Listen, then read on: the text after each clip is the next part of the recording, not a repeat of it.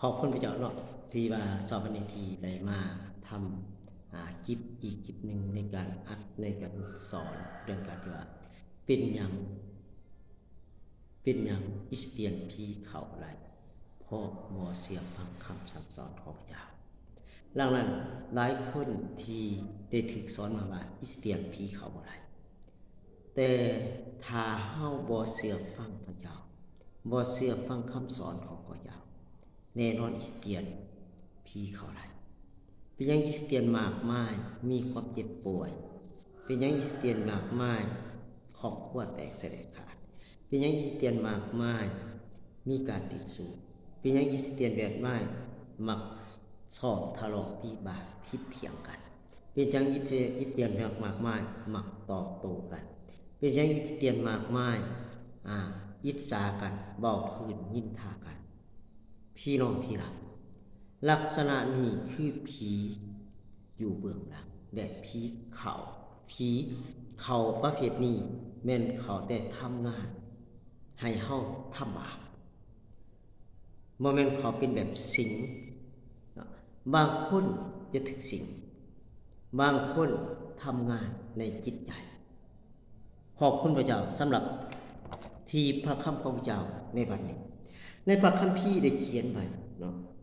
เขียนไว้หลายๆอย่างที่อยู่ในพระคัมภีร์มากมายแต่ขน้อยสิยก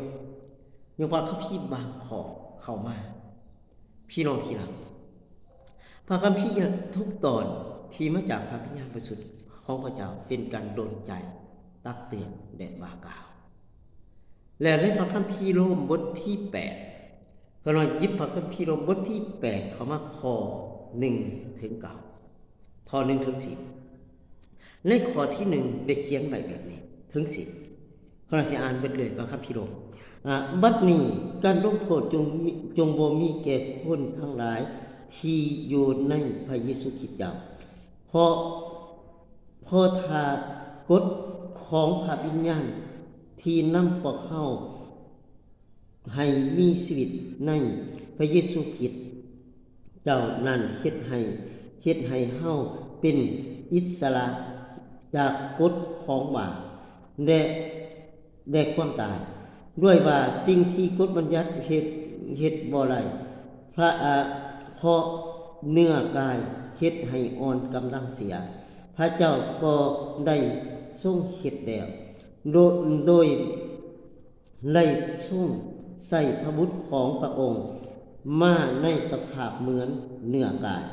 ที่คิดบาปและทรงไถ่ความคิดบาปพระองค์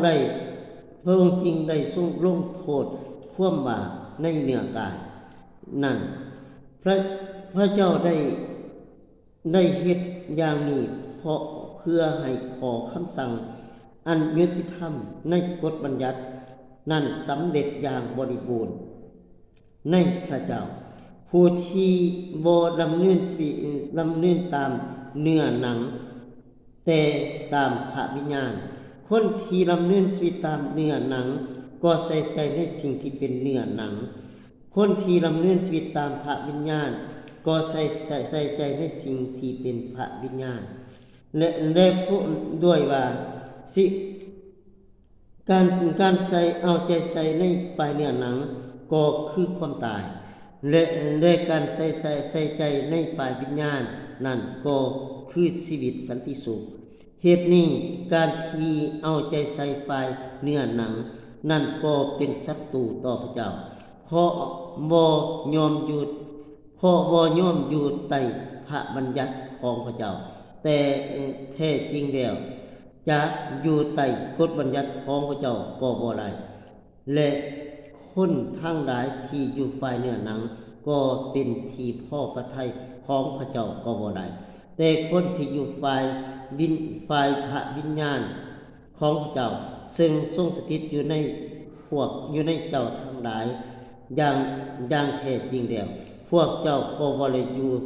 อยู่ฝ่ายเนื้อหนังแต่ได้อยู่ฝ่าย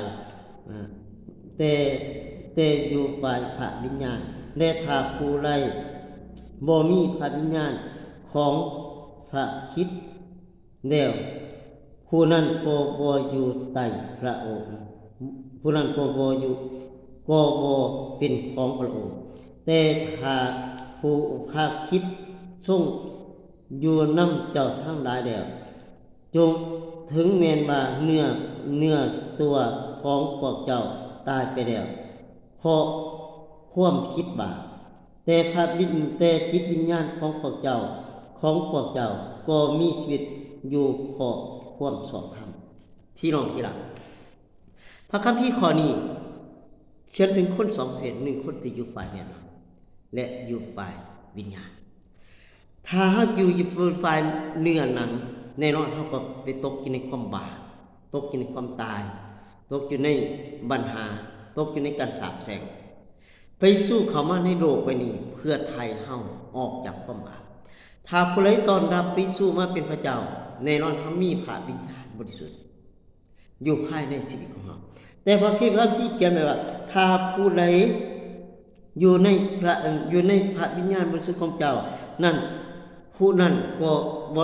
อยู่ใต้คำสอนของพระองค์และเชื่อฟังคำสอนของพระองค์จะอยู่ใต้พระวิญญาณบริสุทธิ์ของเจ้าถ้าเขามีพระวิญญาณบริสุทธิ์ของเจ้าจริงๆอยู่ในชีวิตของเขาจะบ่กล้าทำบาปหันหลังออกจากความบาปเขาเป็นยาช่วยโอกาสในการใส่เสรีภาพเพื่อทำบาปพี่น้องที่รักข้อที่5จึงเขียนไว้ว่าคนที่ดำเนินชีวิตอยู่ฝ่ายเนื้อหนังก็ใส่ใจในสิ่งที่ฝ่ายเนื้อหนังคนที่ดำเนินชีวิตอยู่ฝ่ายวิญญาณดำเนินชีวิตตามพระวิญญาณก็ใส่ใจในสิ่งที่เป็นฝ่ายพระวิญญาณพี่น้องที่รักถ้าคนที่อยู่ฝ่ายเนื้อหนังนี่นะเขาจะดำเนินชีวิตเป็นคริสเตียนแต่ดำเนินชีวิตอยู่แบบวิธีทางของโลกแบบวิธีทางที่เฮาเคยดำเนินมาแต่ก่อนนั้นเป็นคริสเตียนแต่ปากเป็นคริสเตียนแต่ข้างนอกแต่บ่เคยกันกลับใจใหม่บ่เคยมีการเปลี่ยนแปลงชีวิตของตัวเองแล้วพระเยซูนี่มาไถ่เฮาออกจากความบาปจริงๆมาซื้อเฮาออกจากบึงไฟนรกเข้าสู่สวรรค์แล้วบาปผีที่มันเข้ามาอยู่ในชีวิตของมนุษย์นั้นหนึ่งคือผีเข้าได้เพราะเฮ็ดชั่วการเฮ็ดชั่วนี่แหละคือมันจะทำในความคิดของเฮาให้เฮาเฮ็ดชั่วถ้าเฮาดำเนินชีวิตที่ฝ่ายเนี่ยนะเฮาสิคิดชั่วทำชั่วเฮ็ดชั่วมีหัวใจมีอิจฉาเว้าฝืนคนอื่นมีอิจฉาได้หลายอย่างที่มันทำในชีวิตของเฮาคือเฮ็ดความชั่วเฮ็ดความชั่วในพระคัมภีร์คือในพระคัมภีร์ปฐมกาลบทที่4พระเจ้าว่าในบทที่4ข้อที่7บอกว่าถ้าเจ้าเฮ็ดในสิ่งที่ถูกต้องเจ้าก็ควรยิ้มแย้มแจ่มใสแต่ถ้าเจ้าเฮ็ดในสิ่งที่ชั่วคือบาปที่กำลังอยู่ที่ประตู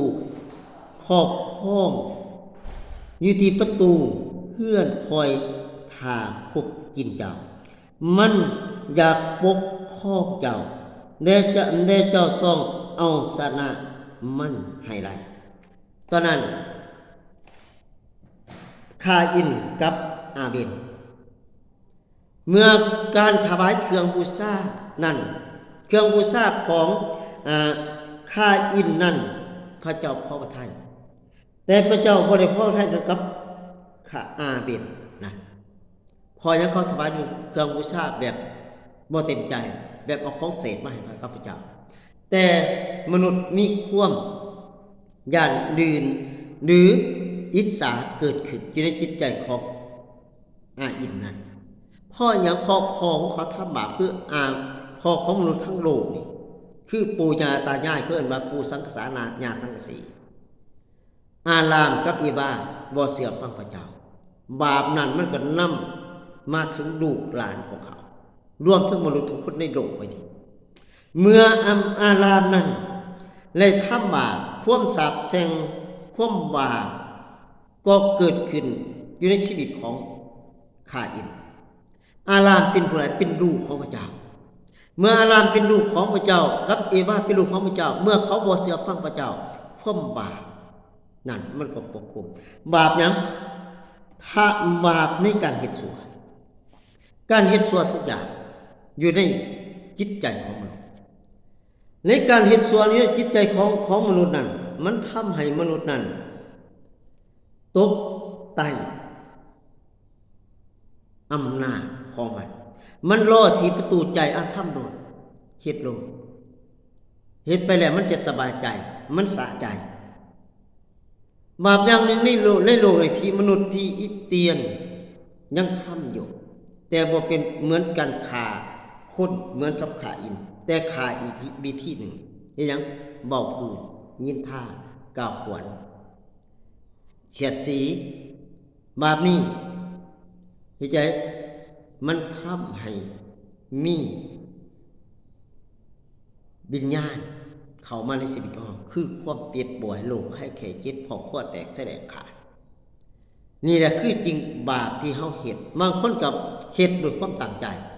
ถ้าเฮ็ดบาปที่ด้วยบริการขืนใจที่บริความตั้งใจพระเจ้าก็ให้อภัยเฮาอยู่ดีแต่เวลาที่เฮาทำบาปเฮาเฮ็ดแบบไหนต้องสารภาพบาปต่อพระเจ้าดังนั้นบาปนี้บาปจากความที่เฮาลงมือเฮ็ดบางครั้งผีมารซาตานนี่นะมันจะใส่ในความคิดของเฮานะใส่ความคิดของมนุษย์สมมุติว่าไปห้างคาราโอเกะหรือไปบ่อนที่เขาดินการพนันมานี่มันทำนั้นทำในใจว่าไปดินโดดเข้าไปโดดห้างคาราโอเกะบ่เป็นหยังหรอกมานี่เข้าไปในห้างคาราโอเกะสมมุติว่าน่ะแต่เฮาผัดเข้าไปเพื่อนเนี่ยจนทำบาปคือกันกินเหล้าหรือสมสู่ทางผีหรือการพนันหรือการดินหวยดินซื้อเด้ผีนี่เห็นใจซื้อโลดแต่เฮายกมือในกระเป๋าไปซื้อคือเฮาทำบาปต่อพระเจ้าบางอย่าง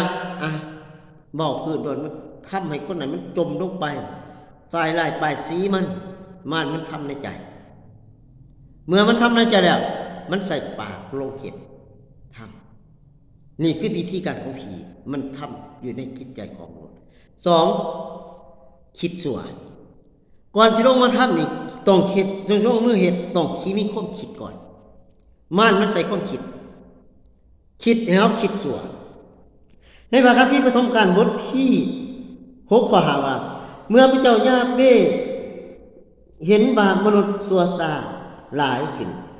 และความคิดชั่ว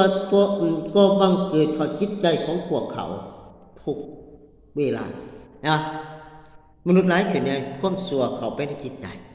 บ่ได้มันเข้าอยู่ภายนอกในจิตใจและเข้าในจิตใจของพวกเขานะมันก็บังคับจิตใจความชั่วบังคับจิตใจให้เฮาเฮ็ดความชั่วให้เฮาไปจังบางครั้งมนุษย์ความชั่วนะอิสเตียนนะมีหลายคนที่อิสเตียนยังติดอยู่ในยาเสพติดแล้วหลายคนอิสเตียนยังดำเนินชีวิตแบบที่ทางของโลกมันใส่ในจิตใจอิสเตียนกี่ตัวมีบ่มีกี่ตัวดินไพ่มีบ่มีกับใจสาธาท่านยังมีสิ่งนั้นอิสเตียนบ่ละมุกมีบ่มีอิสเตียนเบิ่งหนังโป๊มีบ่มีกับใจสาธาท่านยังมีสิ่งนั้นอยู่ในชีวิตของท่านสิ่งนั้นในชีวิตของท่านนะมันจะเปิดประตูให้ผีเข้ามามันเข้ามาอะไรมันเอาอย่างครอบครัวแตกแสลกขาดครอบครัวทะเลาะวิวาทครอบครัวติดเถียงกันความติดสู้เกิดขึ้นการหลายๆอย่างเกิดขึ้นอยู่ในชีวิตของเราแล้วเราต้องปิดประตูให้มันไหลปิดประตูนั้นเปิดสวรรค์เข้ามาในชีวิตของเราอย่าให้มันเข้ามาในชีวิตมันเข้ามาทางความคิดมันเข้ามาทางความคิดนี่คือวิญญาณพวกนี้เป็นวิญญาณผีมันทำในผีขาดตัวตายมันก็สิงให้คนขาดตัวตายการนี่หลายปีผ่านมาได้ยินข่าวลือว่ามีพี่น้องหลายคนถึงกันขาดตัวตายในพี่น้องที่หลังผีอยู่เบื้องหลังกำลังได้ยินข่าวตอนหนึ่งพี่น้องอยู่ทางบนหนึ่งอยู่ในกิจกรรมหนึ่งขาดตัวตายเป็นอย่างไรการฆ่าตัวตายนั้นหนึ่ง เมื่อเขาทำบาปผีเอาอย่างอารมณ์ซึมเศร้าเอาปัญหาแก้ปัญหาอะไรเป็นขาตัวตายพระเจ้าให้เขามีชีวิตที่นันดรชีวิตที่ครบบริบูรณ์แต่เขาบ่เสียฟังผักคำของพระเจ้าขน้อยสอนด้วยประสบการณ์สอนด้วยการได้ยินข่าวลือมาทุกอย่างเพราะว่าสิ่งนั้นอิสเตียนขาดความหูเพราะ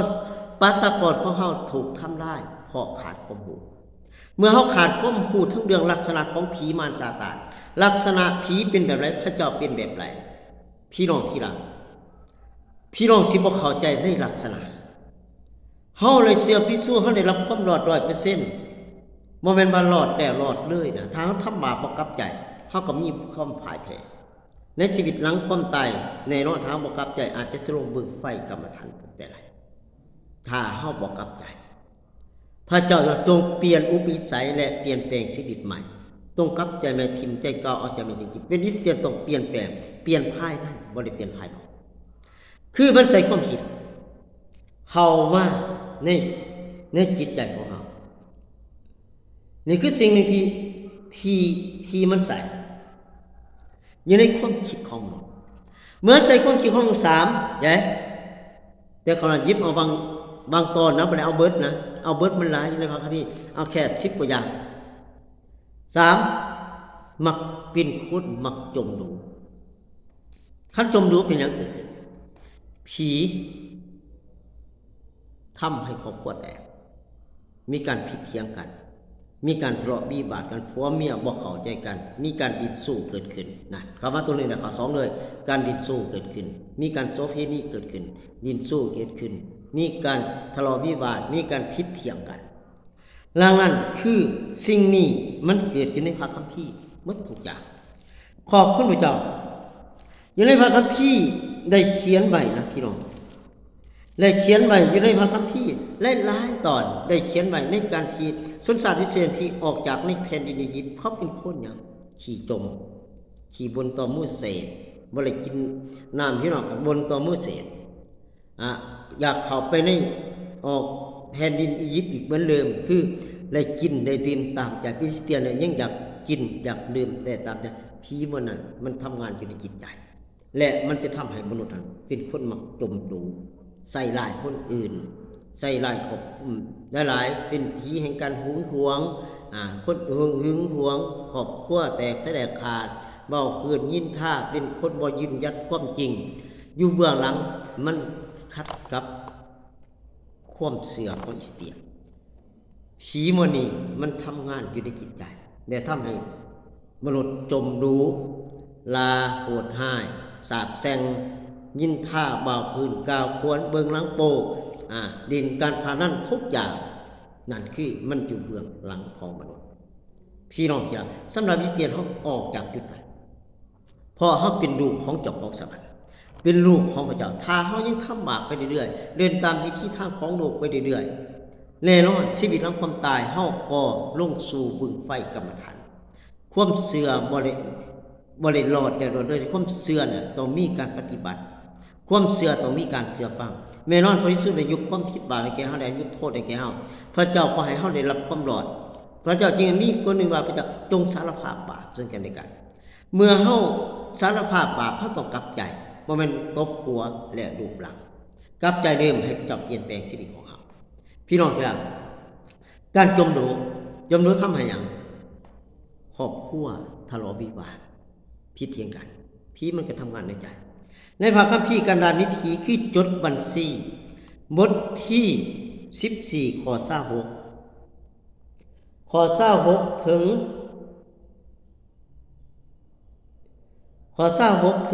บทที่14ข้อ26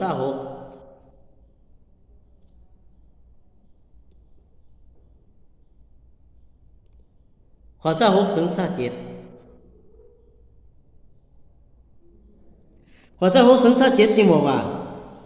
พระเจ้ายาเวห์ได้กล่าวแก่มูเสสกับอาโรนว่า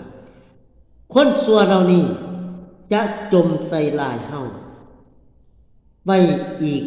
ดนนานปานใดเฮาได้ยินเสียงจมเหล่านี้เพียงพอแล้วคนพวกนี้เขาสิบ่ยำเกรงพระเจ้า บางคนสิจมให้พระเจ้าว่าพระเจ้าบ่อวยพรพระเจ้าบ่อวยพรให้ชีวิตของตัวเองแล้วก็โทษพระเจ้าแล้วก็โทษผู้นำแล้วก็หลายๆอย่างโทษแต่คนอื่นจมให้แต่คนอื่นแต่บ่สำรวจชีวิตของตัวเองคนจำพวกนี้เป็นคนที่บ่ยำเกรงพระเจ้าเชื่อพระเจ้าแต่ว่าบ่ได้ยำเกรงพระเจ้าบ่ได้ถวายเกียรติให้กับพระเจ้ามักเป็นคนมักจมรู้จมทุกอย่างเป็นคนเป็นคริสเตียนฝ่ายเดือนักจริงๆบ่ได้กลับใจใหม่จริงๆเป็นรูปแบบของศาสนาเป็นรูปแบบของศาสนาจริงๆเป็นคนประเภทนี้บ่ได้ยอมถิ่มใจเก่าเอาใจใหม่เขาเชื่อว่าเขารอดเลยรอดแล้วก็ไปสวรรค์ทำบาปก็ไปสวรรค์อยู่ดีเขาเชื่อในแบบประเภทนั้นแต่พระเจ้าว่าเจ้าทำบาปบ่กลับใจนะคนที่ว่าเฮาทำบาปบ่ได้กลับใจแน่นอนชีวิตหลังความตายอาจจะบ่ได้เข้าสู่สวรรค์เพราะเฮาบ่ได้ถิ่มใจเก่าเอาใจไปเชื่อพระเจ้ายังดำเนินชีวิตในการอาธรรมดำเนินชีวิตแบบวิธีทางหลายๆอย่างที่ในโลกไว้ดียังกินเหล้ายังเมาละกินเหล้าเมาซ่ากินเหล้ายามาค้ายาเสพติดยังฆ่ายังเบิ่งหนังโป๊เว้าพื้นยินท่ากล่าวขวัญคนอื่นเป็นคนสมรู้ใส่ร้ายคนอื่นนั่นคือสิ่งนี้พระเจ้าบ่ได้พอพระทัยนำเฮาพี่น้องที่รักข้อที่29จึงบอกว่าข้อที่29เพราะพวกเจ้าจะตายและซากศพของพวกเจ้าจะกระจัดกระจายไปในถิ่นทุรกันดารย้อนพวกเจ้าจมใส่หายเฮาคนที่มีอายุ20ปีขึ้นไปในพวกเจ้าจะบ่ได้เข้าในดินแดนนั่นเป็นเด็ดขาดเกิดหยังขึ้นเจอความตายบางคนอาจจะเจอความตายในหลายอย่างที่เฮาทำบาปต่อพระเจ้าเจ็บป่วยเกิดขึ้นโรคไข้เจ็บเข้ามาเหยียบเยือนในชีวิตนั่นคือความตายเขาคนสาธิตที่จมให้พระเจ้าเท่านั้นรู้สึกเขาบ่ได้เข้ายังเขาบ่ได้เข้าในดินแดนแห่งพระสัญญาวนเวียนอยู่นั่น40ปีพี่น้องที่รักบางคนบ่ได้จมให้พระเจ้าแต่จมให้ผู้รับใช้จมให้พี่น้องพระเจ้าฉะนั้นจึงว่ามูเสสเจ้ามาใส่ลายเฮาเฮ็ดหยังเจ้ามาจมให้เฮาเฮ็ดหยังพระเจ้าจึงบอกว่าถ้าเจ้าจมให้ผู้รับใช้เหมือนกับที่จมให้เฮาสำรวจชีวิตของเฮาอย่าใส่ลายไปสิผู้รับใช้อย่าบอกหลายๆอย่างให้ศิษยาภิบาลหรือผู้นำทุกคนในโลกนี้บอกคือหน้าที่เฮาอิสเตียนต้องอธิษฐานอย่าจะ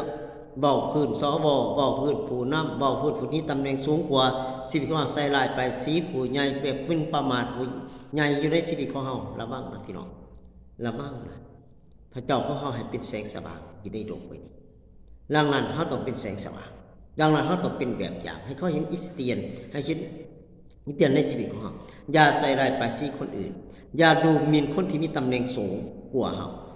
อย่าปานามคนที่มีตำแหน่งสูงบ่ว่าอิสเตียนบ่ว่าที่คนที่มีตำแหน่งสูงกว่าหน้าที่ของเฮาคืออธิษฐานแล้วคนที่เป็นศิษยาธิบาลหรือเป็นผู้รับใช้ของพระเจ้าอย่าไปแตะต้องเขาเป็นเด็ดขาดพี่น้องหาเรื่องเขาใส่ตัวเองตอนยังมีชีวิตอยู่พี่น้องอาจจะดูดีหรือว่าอาจจะบ่ได้ถือการตัดสินแต่ชีวิตหลังความตาย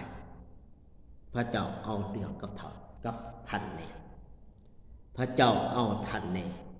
เพราะว่าพระเจ้าถ้าใครดูหมิ่นพระวิญญาณบริสุทธิ์พระเจ้าบริยกโทษให้ชั่วกรรมถ้าดูถูกพระเยซูยังอโทษให้ถ้าดูถูกพระวิญญาณบริสุทธิ์พระเจ้าบ่ได้อภัยให้อิสเตียนมีพระวิญญาณบริสุทธิ์อยู่ภายในชีวิตของเขาดังนั้นบ่ควรไปดูถูกผู้นำพอเลี้ยงเฮาคือสิการคิดบ้านพูดป้อนอาหารเฮากินทุกวันดูแลเฮาให้เฮามีของราคาในการเจิมการรักษาโรคเกิดขึ้นในมือหนึ่งได้ดีแล้วมีพระพรแล้วพัดดูถูกดูหมิ่นพอผู้เลี้ยงเฮาพอที่ดูผู้คลอดเฮาออกมาทั้งโลกฝ่ายวิญญาณพี่น้องกำลังหาโทษกับตัวเอง 4ลาคอตีแม่คือแสงสาบแสงพ่อแม่การสาบแสงตัวพ่อแม่นั้นในพระคัมภีร์ได้เขียนไว้แบบนี้บทที่3คาลาระเบียบเดบีคือเดบีนิติระเบียบระเบียบเดบีบทที่3ข้อที่ บอกว่าผู้ใดที่ผู้หนึ่งผู้ใดที่สาบแช่งพ่อแม่ของตนจะต้องถูกลงโทษถึงตายลาวรับผิดชอบลาวเองต่อการตายของลาวนะผู้ใดลาพ่อลาแม่พี่น้องที่รักเฮาอยู่ในโลกนี้เฮายังชีวิตอยู่หักบิดามารดาหักพ่อรักแม่อย่าเถียงอย่าแซงลาเพิ่นอย่าโบยตีเพิ่นหลายครั้งมนุษย์ที่บ่ฮู้จักพระเจ้านี่สิมีกันนะมนุษย์ในโลกนี้นะสิมีการต่อสู้มีการลาพ่อลาแม่บางคนอาจจะตีพ่อตีแม่อย่าเฮ็ดเป็นการลงโทษมนุษย์ในโลกนี้นะคำสอนนี่ถึงคริสเตียนและถึงบ่แม่นคริสเตียนแล้วทุกคนพ่อแม่ถ้าบ่มีพ่อแม่บังเกิดเฮาออกมาเฮาสิได้มาเกิดมาบ่หลังนั้นต้องให้เกียรติบิดามารดาให้เกียรติพ่อแม่เชื่อฟังเพิ่นเชื่อฟังในสิ่งที่ถูกต้องนี่แหละคือสิ่งที่ถ้าเฮาแซงลาเพิ่นเฮาก็ถูกลงโทษในชีวิตหลังความตายพ่อแม่ฝ่ายวิญญาณเมื่อเป็นคริสเตียน1คือฮักพ่อฮักแม่ให้เกียรติพ่อแม่2ให้เกียรติพ่อแม่ผู้ที่คลอดเฮาออกมาทางฝ่ายวิญญาณผู้ที่พาเฮารับเสือผู้ที่ทรงของรับประทานให้แก่เฮาผู้ที่ได้จืมเฮาไว้รับใส่พระเจ้าผู้ที่สอนเฮาให้เฮาเติบโตแน่ใหญ่นั้นถ้าเฮาไปแตะต้องเพิ่นพี่น้องกำลังหาเรื่องเขาเสียตัวเองอย่าดูถูกผู้รับใส่ของพระเจ้าอย่าดูถูกพ่อฝ่ายวิญญาณผู้ที่พาเฮารับเสือผู้ที่บ้างมือจืมเฮาคนทบิดหรือทุกคนที่เฮาได้รับการเจิมจากพระเจ้าผ่านทางชีวิตของเขาอย่าดูถูกอย่าตัวเองมีการเจิมสูงแต่โอ้ข่อยเก่งกว่าอาจารย์นั่นข่อยเก่งกว่าอาจารย์นี่ผู้นี้เก่งกว่าทุกคนเขาเป็นศิษยาภิบาลทุกคนเขาเป็นผู้ที่สอนเฮาออกมาถ้าเฮายังมีสิ่งนั้นในจิตใจของเฮาแม้แต่ท่านสิมีการเจิมสูงระบ้างนะมันสิเข้าใส่ผู้สอนบอกระบ้างนะพี่น้องมีแต่มีการเจียมสนขับผีเก่งรักษาโรคเก่งแต่ยังเกียดสร้างเบาคืนยินท่ากล่าวควรดูถูกผู้รับใส่คนอื่นมินประมาทผู้รับใส่คนอื่นมินประมาทคอฝ่ายวิญญาณมินประมาททุกคนที่สอนเฮามาเฮาโลนด้วย 100% นี่คือสิ่งหนึ่งที่พระเจ้าได้ตักเตือนชีวิตของเฮาพี่น้องที่รักในพระคัมภีร์เขียนไว้จดบัญกระดานพิธีคือจดบัญชีบทที่14ข้อ33ถึง34บอกว่า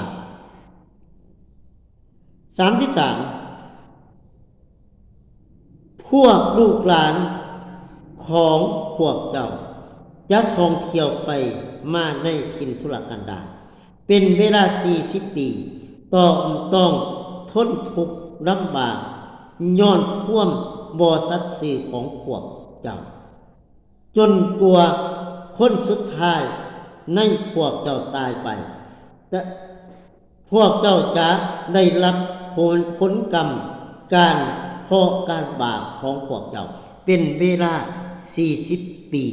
นั่นคือ1 ปีต่อ1 วันของ40 ปี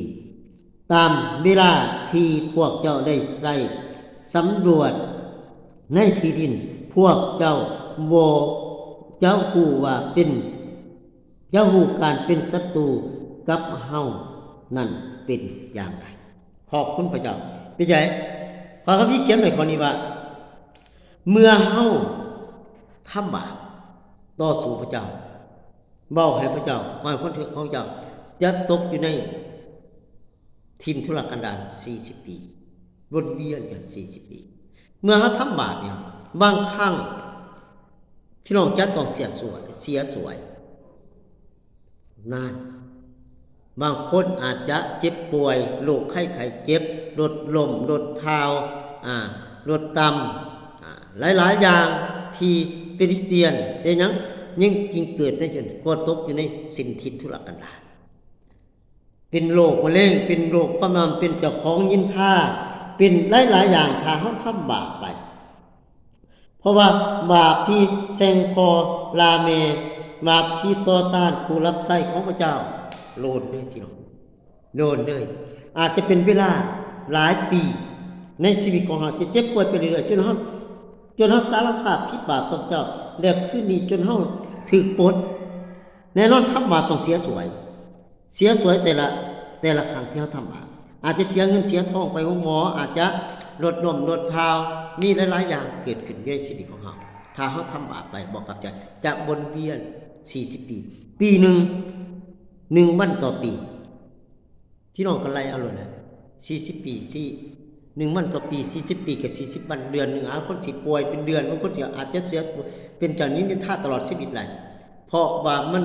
การสาปแซงที่มันอยู่ในชีวิตของที่เขาทำบาปไปนะพอคัมภีร์เขียนไว้ว่าถ้าลาพอแม่เขาจะพบการสาปแซงคือการสาปแซงนั้นจะลงสู่ในชีวิตของเขาสี่คือสาปแซงพ่อแม่ของตัวเองเขาเจอการสาปแซงขึ้นมา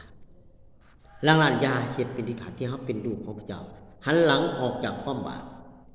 อยู่ในความสอบธรรมของพระเจ้าหลายขึ้นนี่คือสิ่งที่เราต้องดำเนินชีวิตอยู่ในค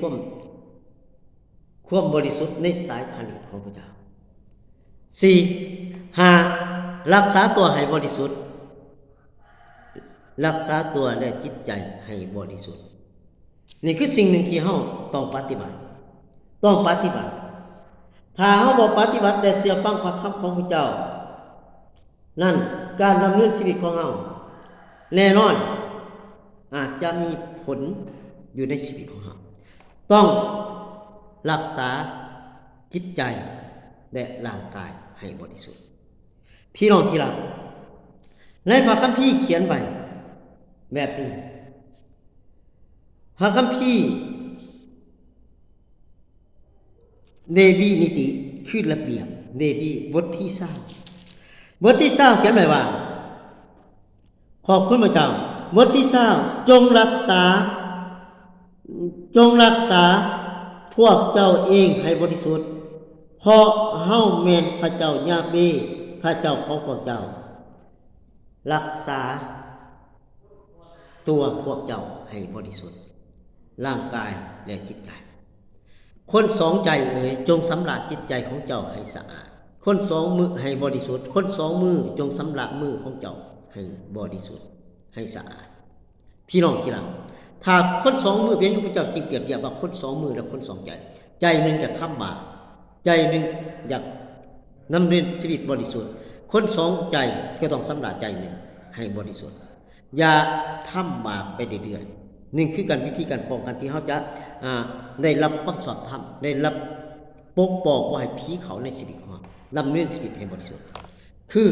ดำเนินชีวิตให้บริสุทธิ์ปกป้องบ่ให้ผีเขาในชีวิตของเราบ่ให้เจอความเจ็บป่วยบ่ให้เจอปัญหาดำเนินชีวิตให้บริสุทธิ์ทั้งร่างกายและจิตวิญญาณของเราในพระคัมภีร์เขียนไว้ว่าขอบคุณพระเจ้าข้อที่8จงเชื่อฟังกฎบัญญัติทั้งหมดของเฮาเพราะเฮาแม่นพระเจ้ายาเบผู้เฮ็ดให้พวกเจ้าบริสุทธิ์ขอบคุณพระเจ้าแม่ว่าเชื่อฟังพระคำของพระเจ้าทุกข้อทุกคำถ้าเฮาเชื่อฟังพระคำของพระเจ้าทุกข้อทุกคำโลกที่เกิดขึ้นในแผ่นดินอียิปต์โลกไข้เจ็บในแผ่นดินอียิปต์มันจะบ่เกิดขึ้นในตัวทานเพราะคำสอนของพระเจ้านั้นเป็นฤทธิ์อำนาจแต่เป็นฤทธิ์เหล็กสำระเสื้อผ้าตนเองให้บริสุทธิ์คือสำระร่างกายและจิตใจแล้วก็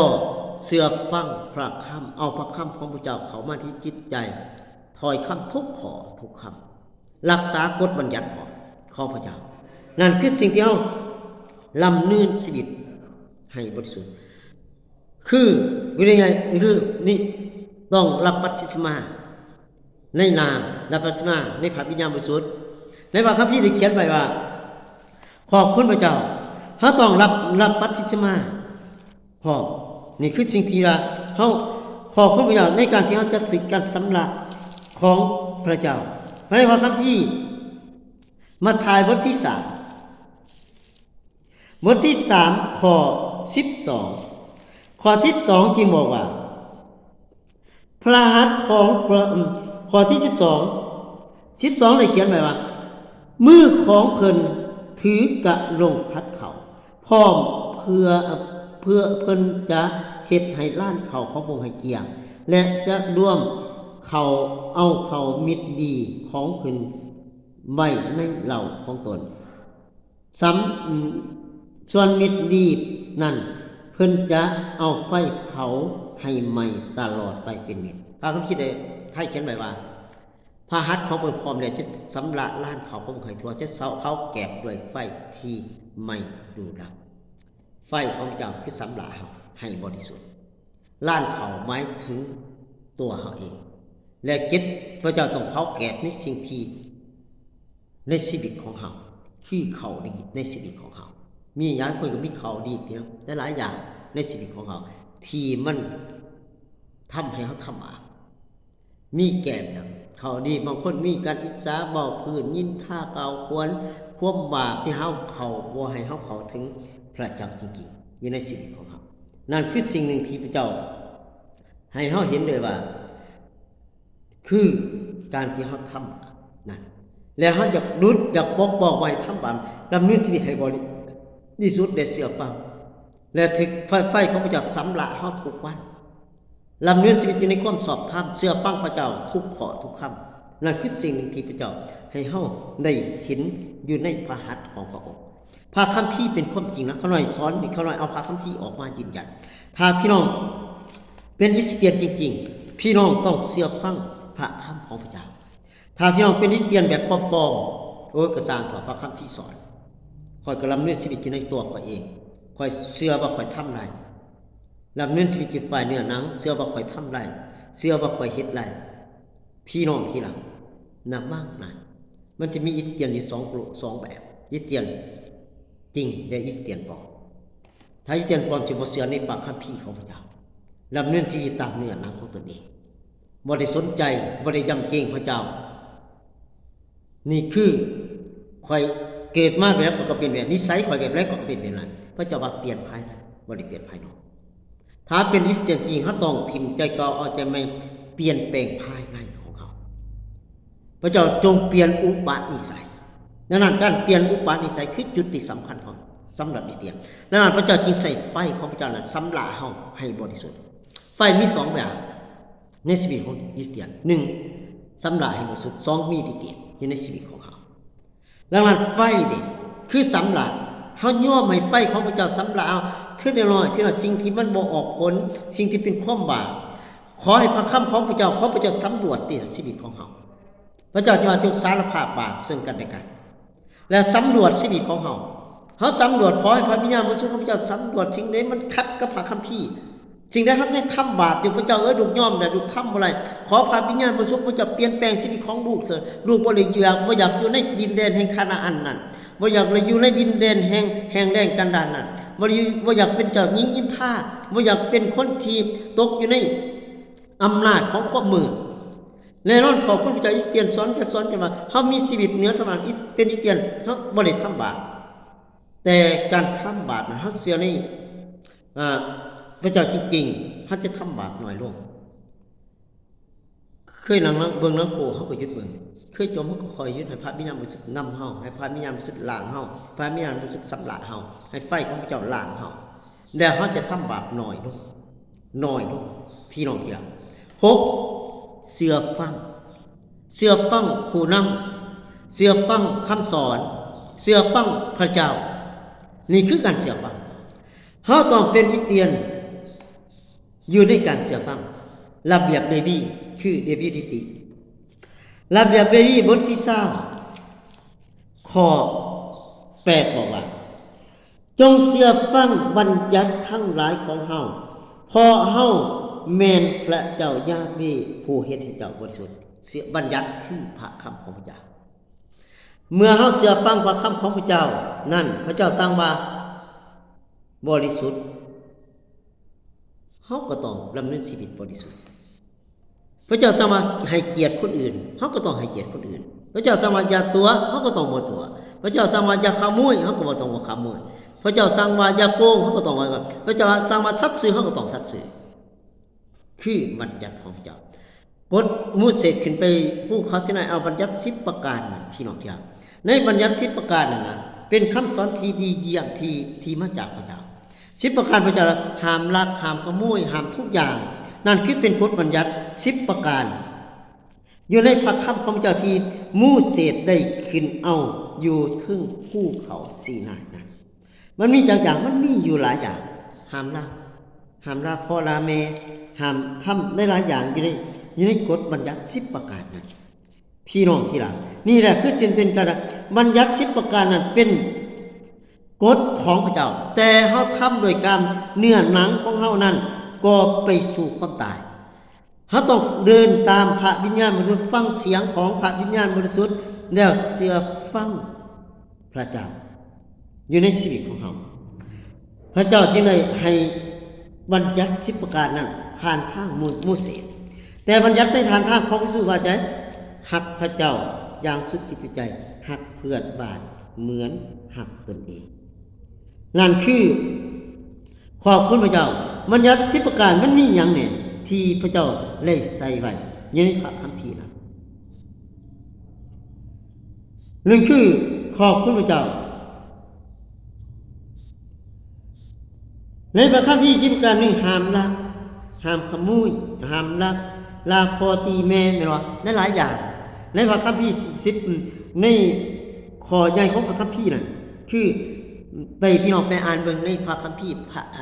พระบัญญัตินั่นเองเนี่ยพระเจ้าจะสอนเฮาแบบใด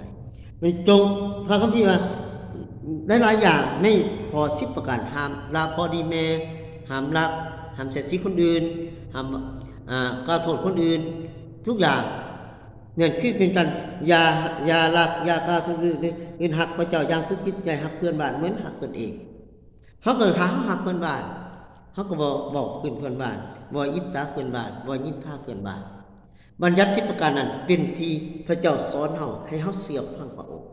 ในการเชื่อฟังนั้นคือในพระคัมภีร์เขียนไว้ในพระคัมภีร์เขียนไว้ในพระคัมภีร์ละ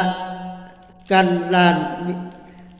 ดานวิถีคือจดบัญชีนั่นเองจดบัญชีบทที่14บทที่14ข้อที่7จริงบอกว่าข้อที่7บอกว่าและเบ้าต่อประส้นว่าดินแดนซึ่งพวกเขาซึ่งพวกข้าพระเจ้าได้ไปสำรวจเบิ่งนั่นเป็นดินแดนที่ดีเยี่ยมขอบคุณพระเจ้าข้อ7ดินแดนที่พระเจ้าให้ไปคนจำพวกนี้มียูสวายูสวยแล้วก็มาเลผู้รับใช้บอกว่ามูเสสว่าจงไปสำรวจดินแดนนั้นบางคนก็สำรวจไปแล้วก็มาบอกในสิ่งที่บ่ถูกต้องบางคนก็มาบอกว่าโอ้มียักษ์ใหญ่เฮาเข้าไปโจมตีบ่ได้หรอกมากไม่อุดมสมบูรณ์จริงนั่นเฮากำลังเฮาหน่อยพี่น้องตักตาเบิ่งพระเจ้าถ้าพระเจ้าสั่งเฮาทำสิใดเฮาเชื่อฟังและทำตามพระเจ้าสั่งว่าถวาย1/10ก็ต้องถวาย1/10พระเจ้าจะมาให้เกียรติคนอื่นก็ต้องให้เกียรติพระเจ้าจะมาไปประกาศครับเสิร์ชอยู่มองนั้นไปโบสถ์เฮาก็ต้องไปนั่นคือเฮาเชื่อฟังพระเจ้าในชีวิตของเฮาและเฮาเชื่อฟังทุกตอนอยู่ในชีวิตของเฮานี่คือเป็นสิ่งที่พระเจ้าได้สั่งเฮาไว้เมื่อเฮาไปเชื่อฟังแล้วเฮาเฮ็ดหยังพี่น้องเฮาเชื่อฟังทุกอย่างเมื่อพระเจ้าสั่งเฮาเข้าไปในดินแดนนั้นพระเจ้าให้เฮาเฮ็ดหยังคืออธิษฐานขอการทรงนำ7อธิษฐาน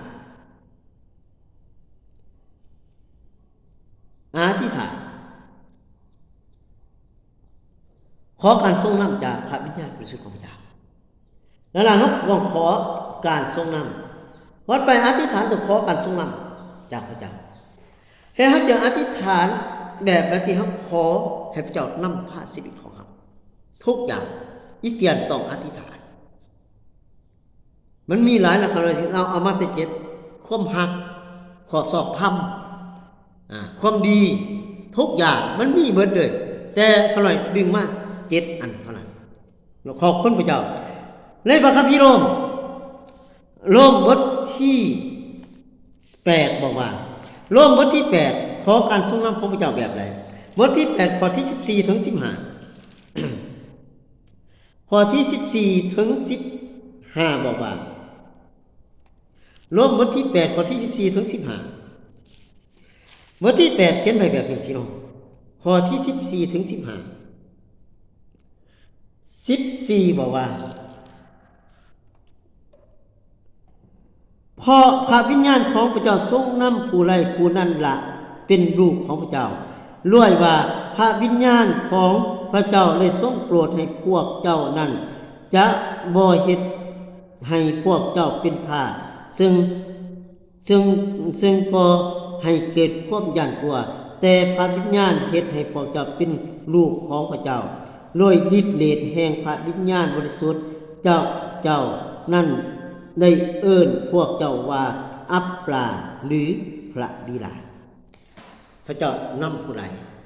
ผู้นั้นเป็นลูกของพระเจ้าและขอการทรงนำเมื่อเราจะทำสิ่งใดก็ตามอธิษฐานขอพระเจ้านำพาเฮาอธิษฐานขอพระเจ้าให้ทิศทางของเฮา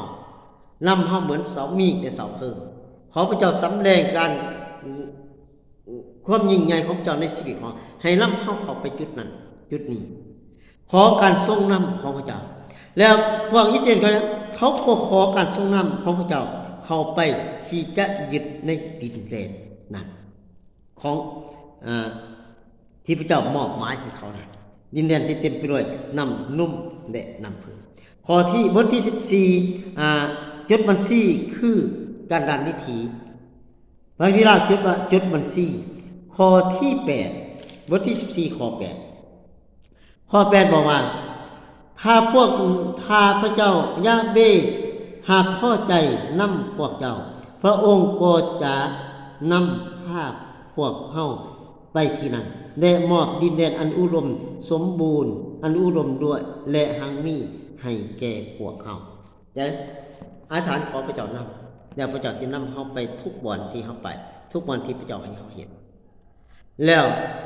คือมันจะมีการขอการทรงนำดำเนินชีวิตในความหักดำเนินชีวิตในความสอบธรรมของพระเจ้ายำเกรงพระเจ้าทุกอย่างถ้าเฮาบ่อยากให้ผีเข้ามาในชีวิตของเฮาทำการดำเนินชีวิตในความหักดำเนินชีวิตในคำดีทุกอย่างนี่คือสิ่งที่เขาต้องควรยำเกรงพระเจ้าถ้าบ่อยากให้ผีเข้ามาในชีวิตของถ้าบ่อยากให้ผีทำให้ครอบครัวของเขาแตกแสลกขาดพี่น้องที่รักถ้าบ่ให้เกียรติให้กับพระเจ้าดำเนินชีวิตเสื่อฟังพระวิญญาณบริสุทธิ์มากขึ้นดำเนินชีวิตในความบริสุทธิ์ดำเนินชีวิตในการเสื่อฟังดำเนินชีวิตในความหักดำเนินชีวิตในการดีดำเนินชีวิตในความเสื่อทุกอย่างต้องมีการปฏิบัติทุกอย่างต้องมีการเสื่อฟังนี่แหละคือการทำเป็นคริสเตียนที่เสื่อฟังพระเจ้าจริงถ้าบ่อยากให้ผีเข้ามาในชีวิตของเราถ้าบ่อยากให้ครอบครัวแตกแสลกขาดถ้าบ่อยากให้ครอบครัวทะเลาะวิวาทผิดเถียงกันดำเนินชีวิตบริสุทธิ์กับพระเจ้าดำเนินชีวิตด้วยการเสื่อฟังพระเจ้าดำเนินชีวิตจำเกรงพระเจ้าดำเนินชีวิตด้วยความหักดำเนินชีวิตด้วยการทำดีดำเนินชีวิตในความสอบธรรมในพระคัมภีร์ทิ้งข้อสุดท้ายให้พี่น้องขอบคุณพระเจ้าเขาต้องมีผลอย่างต่ออย่างอยู่ในชีวิตของเราให้มีผลต่ออย่างคือผลของพระวิญญาณนั่นคือ1ความหักต้องมีความหัก2มีความสุขสินยินดี3มีสันติสุข4มีความอดทน5มีความปราณีสงสาร6คำทำดี7สัตย์ซื่อ8มีความสุภาพอ่อนหวาน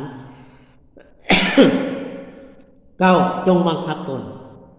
กฎหมายข้อนี้บริหารผลพระวิญญาณเก่าจากพี่น้องฝึกใส่พี่น้องจะได้เห็นเลยจะได้ถึงการปกป้องจากพระวิญญาณบริสุทธิ์ผีจับเข่าในชีวิตของพี่น้องอะไรพี่น้องจะบริเจอกันสาบแสงพี่น้องจะดำเนินชีวิตมีไสยสนะเหนือธรรมศาสตร์จริงๆถ้าพี่น้องบ่มีสิ่งนี้บ่มีการบังคับตัวบ่มีการคำดีบ่มีความหักบ่มีสัตย์ซื่ออย่างพี่น้องสัตย์ซื่อต่อการถวายสัตย์ซื่อต่อการรับใช้สัตย์ซื่อต่อการมาโบสถ์รับใช้พระเจ้ารับใช้ผู้นำรับใช้จิตวิญญาณรับใช้คริสตจักรนั่นคือสัตย์ซื่อการถวาย1/10ให้กับพระเจ้าทุกอย่างในการสัตย์ซื่อนี่คือความสอบธรรมเหมือนกันการดำเนินชีวิตในความสอบธรรมอย่าไปทำบาป นั่นคือการรับเงินสิ่งที่ต่อกับเจ้าพระบิดาจะขาดหัวขอบคุณพระเจ้าสำหรับพระคำนี้ขอพระคำของพระเจ้าเข้าไปในจิตใจของพี่น้องเต็มด้วยฤทธิ์เดชของไฟพระวิญญาณบริสุทธิ์ของพี่ดาจะขาดขอพระเจิมเขาด้วยพระคุณของพระเจ้าขอพระองค์เปลี่ยนแปลงชีวิตของพี่น้องเมื่อฟังคำสอนนี้พระบิดาจะขาดด้วยความรักที่มาจากองค์พระผู้เจ้าในนามขององค์พระสุกิจเจ้าอาเมนขอบคุณพระเจ้าพระเจ้าก่อน